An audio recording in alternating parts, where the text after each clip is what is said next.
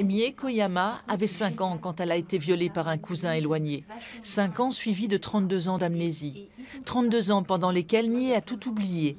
Son cerveau s'est bloqué jusqu'à l'arrivée d'une nouvelle collègue de travail qui lui rappelle sa petite enfance. Paniquée par ses souvenirs incompréhensibles, elle consulte un hypnothérapeute sans se douter de ce qu'elle va réveiller. Moi, j'ai des souvenirs partiels, je me rappelle. Dans les 2 minutes, a ressurgi le viol dans les mêmes conditions qu'ont ressurgi ses souvenirs. C'est-à-dire, j'ai une caméra à la main et je vois les scènes hyper précisément. Et avec toute la dimension de l'amnésie traumatique, c'est la dimension de la boîte noire. C'est-à-dire que c'est une boîte noire qui s'ouvre. Et boum, vous revivez les viols, mais vous le revivez dans votre chair, dans votre émotion. En fait, c'est comme un deuxième viol. Et voire pire, parce qu'il y a l'intensité non seulement de ce qu'a pu ressentir un enfant quand il avait 5 ans, mais l'intensité de toutes ces émotions qui ont été enfermées, encagées pendant 32 ans. Mie se bat pour que l'amnésie traumatique soit inscrite dans une loi. Cela permettrait de faire sauter le délai de prescription qui est de 20 ans pour les victimes de pédophilie.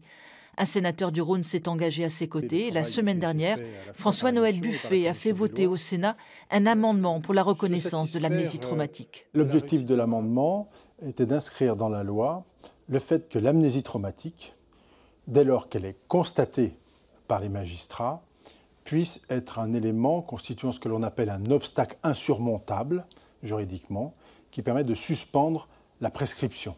Dire qu'il y a cette possibilité, sous réserve d'expertise, sous réserve de la libre appréciation des juges, symboliquement, ça serait très très fort. Et j'ajoute que c'est hyper important parce que l'amnésie traumatique, c'est un des piliers, avec la prescription, de ce qui favorise l'impunité des pédophiles. Mie, le sénateur et l'association La Parole Libérée travaillent ensemble pour faire avancer la loi, faire comprendre ce qui se joue dans la société.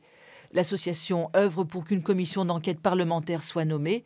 Ce serait un signe fort. Il faut une enquête avec une instruction et avoir des valeurs et des informations statistiques qui puissent permettre à ceux qui agissent, qu'ils soient législateurs ou non, qui décident d'avoir des éléments factuels pour pouvoir prendre des décisions et comprendre la problématique.